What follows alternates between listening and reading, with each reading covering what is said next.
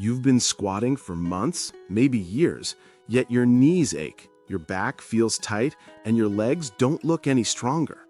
The truth? It's not your body failing you. It's your form holding you back. Let's fix that today. Squats are called the king of exercises for a reason. They build strength, stability, and confidence from the ground up. But when done wrong, they become your body's biggest enemy.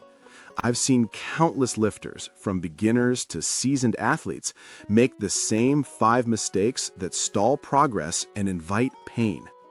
In this video, I'll guide you step by step to fix each one, rebuild your foundation, and teach you to squat the way your body was designed to move: strong, safe, and powerful. Mistake number 1. Knees caving in. Knee valgus. When your knees collapse inward during a squat, you're shifting the load away from the muscles designed to stabilize you, your glutes and hips, and dumping it onto your joints and ligaments. This is called knee valgus, and over time, it's one of the biggest causes of knee pain and long-term injury in lifters. Let me explain what's really happening. Your glutes, especially the glute medius, act like the steering system of your knees. When they're weak or underactivated, your knees lose control, collapsing inward like a folding tent pole. Add weight on top of that, and you're asking your body to perform a heavy lift on an unstable foundation. How to fix it? Set your stance. Start with feet slightly wider than hip-width apart, toes angled 10 to 15 degrees outward. Everyone's anatomy is different, so find a position where your knees can naturally track in line with your toes. Create external tension. Before you descend, screw your feet into the floor. Imagine twisting your heels outward without actually moving them. You'll instantly feel your glutes activate and your arches stabilize. During the squat, as you go down, keep tension in your glutes. Think, push my knees out, spread the floor apart. This keeps your knees aligned and your hips engaged. Strengthen your weak links. Banded lateral walks, 3 by 20 steps. Clamshells, 3 by 15 each side. Banded squats, 3 by 10 slow reps. These drills teach your hips to own the squat again. Within a few weeks, you'll notice not just better control, but less knee strain and stronger, more powerful drive through your legs.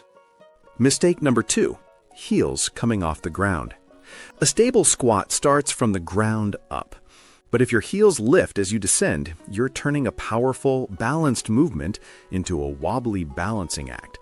This shifts all the pressure forward, directly into your knees, while robbing your glutes and hamstrings of their strength. Why this happens? For most people, it's tight ankles, poor mobility, or simply bad habits from years of sitting. Limited ankle dorsiflexion. Your ankle's ability to bend forward prevents your knees from tracking properly over your toes. Here's how to fix it. Foot position. Your entire foot, heel, ball, and toes should stay in contact with the floor. Think of your feet as roots gripping the earth. Imagine spreading your toes wide, pressing your big toe, pinky toe, and heel evenly. Center your balance. Keep the pressure midfoot to heel, not on your toes. A good cue is push through the middle of your foot, not your toes, not your heels, but the ground beneath you. Drills to improve mobility. Wall ankle stretch. Stand facing a wall, 1 foot forward, bend your knee toward the wall without lifting your heel. 3 sets times 10 reps each side. Ankle dorsiflexion with band. Anchor a band in front of your foot, loop around the ankle, and drive your knee over toes to open the joint capsule. 2 times 10 reps. Temporary fix. You can use small plates, 1 to 2 inches high, under your heels temporarily to maintain balance while working on flexibility. But don't rely on them. Train to earn your natural mobility. Strength focus? Strengthen your posterior chain with Romanian deadlifts, glute bridges, and hamstring curls to restore lower body balance. Once you master this, you'll feel grounded, powerful, and balanced. Your squats will drive up like pistons, not tiptoe like a ballerina. Mistake number 3. Rounding your lower back. The butt wink. You've seen it. Someone squats deep and their lower back suddenly tucks under at the bottom. That's called the butt wink. It looks harmless, but it's one of the most dangerous squat errors you can make, especially under load. It compresses the spine and adds shearing forces that can lead to disc issues or chronic back pain. Why it happens? Tight hips or hamstrings pulling on your pelvis, weak core or lack of brace, going deeper than your mobility allows. Here's the fix. Brace like a shield. Before you descend, take a deep breath into your belly, expand 360 degrees around your waist, and imagine someone's about to punch your gut. That's your brace. It stabilizes your spine like a built-in weight belt. Control your depth. There's no prize for hitting the floor if your spine collapses. Stop at the depth where your back stays neutral. For some, that's parallel. For others, slightly below. Mobility comes with consistency. Don't force it. Strengthen the core. Add exercises like dead bugs, 3 times 12. Plank with reach, 3 times 30 seconds. Bird dogs, 3 times 10 each side. Improve hip mobility. Use 90-90 hip switches and hip flexor stretches post-training. Remember, mobility without control is useless. Build both. Technique drill. Tempo box squat. Lower slowly, 3 seconds down, sit lightly on a box at parallel, and stand tall. This builds awareness and stability. Once your core is engaged and your spine stays neutral, your squats become not just safer, but stronger. You'll feel the difference immediately. More control, more power, less pain. Mistake number 4, chest falling forward. Ever finish a squat and feel it more in your lower back than your legs? That's because your chest is collapsing forward, shifting the load from your legs to your lumbar spine. It's a classic sign of weak upper back and core support, and often poor bar placement. Why it happens? Bar too high or too low on your back, weak upper back or lats, poor cueing or fatigue mid-set. Fix it like this. Set your chest and eyes. Before you even descend, pull your shoulder blades down and back, like you're putting them in your back pockets. Keep your eyes forward, not up or down, and imagine showing the logo on your shirt to someone in front of you. Keep elbows under the bar. In back squats, elbows should point down and slightly in, not flared behind you. This keeps your upper back tight and the bar locked in place. Strengthen your upper back. Face pulls, 3 by 15. Seated rows, 3 by 12. Band pull-aparts, 3 by 20. Build front chain strength.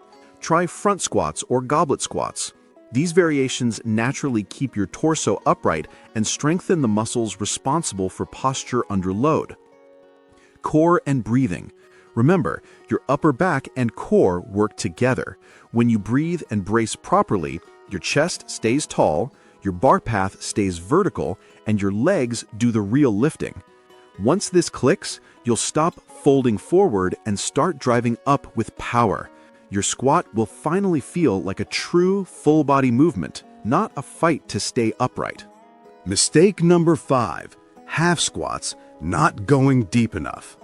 This one's everywhere. Lifters stopping halfway down, bouncing up, thinking they're maximizing strength.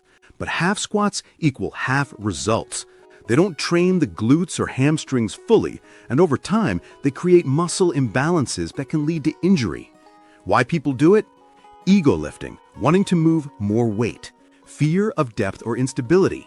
Poor mobility. Here's how to fix it. Check your mobility first. If you can't reach parallel without rounding your back or heels lifting, you don't have a strength problem, you have a mobility one. Work on ankle and hip drills daily.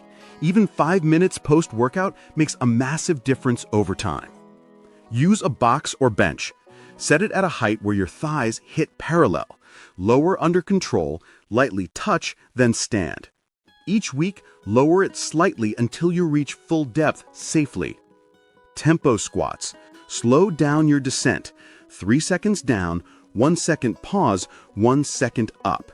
This builds body awareness and control through the full range. Front load for feedback. Goblet squats are perfect for depth training. The weight counterbalances you, helping you sit deeper naturally while maintaining form. Prioritize quality over quantity. If you can't squat deep with weight, reduce the load.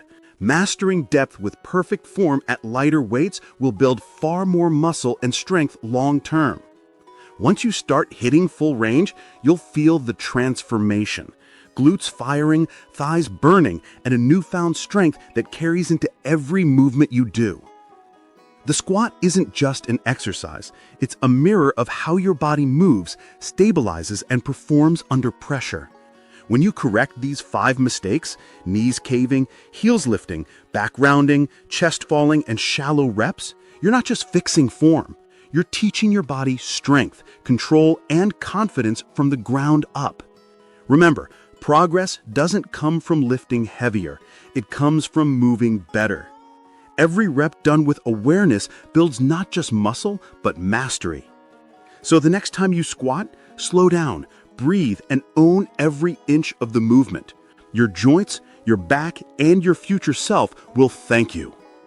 If this video helped, hit like, subscribe, and share it with a friend who needs a form check. Let's build a community of smarter, stronger lifters, one perfect squat at a time.